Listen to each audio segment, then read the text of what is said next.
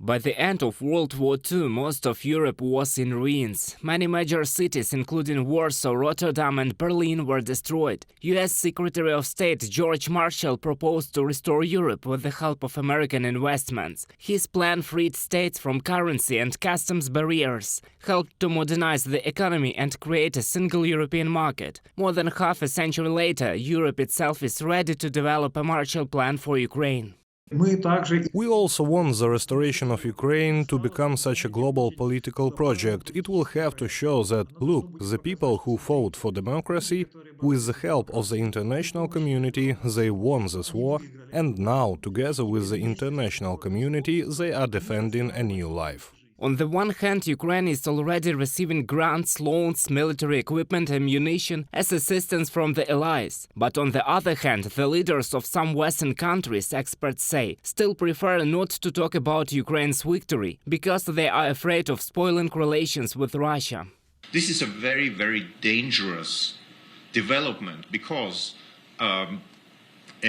even if some governments don't want to talk about Ukrainian victory, you should talk about sustainable peace.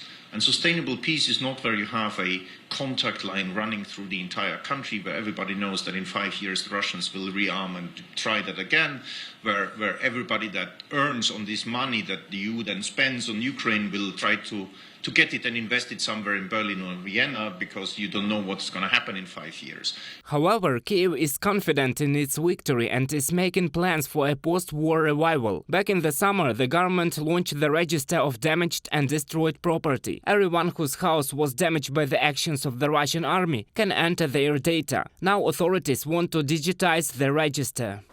Officials who provide documents, even law enforcement agencies that check certain procedures, general contractors, designers, investors and customers all work in an electronic system. All project documentation, all expertise, everything is there. The experts explain that post-war reconstruction must be planned, taking into account the new challenges. Ukraine must clearly determine which enterprises need to be restored, which need to be modernized, and which specialists, including those from abroad, need to be attracted. If we are talking about economic recovery, it does not mean the restoration of what we had on a one-to-one scale. We had 20 factories, we restored them all. So if we are talking about the restoration of enterprises, we must think whether it will be the traditional technology or whether this enterprise will produce everything that it produced before the war, but on the basis of new technology.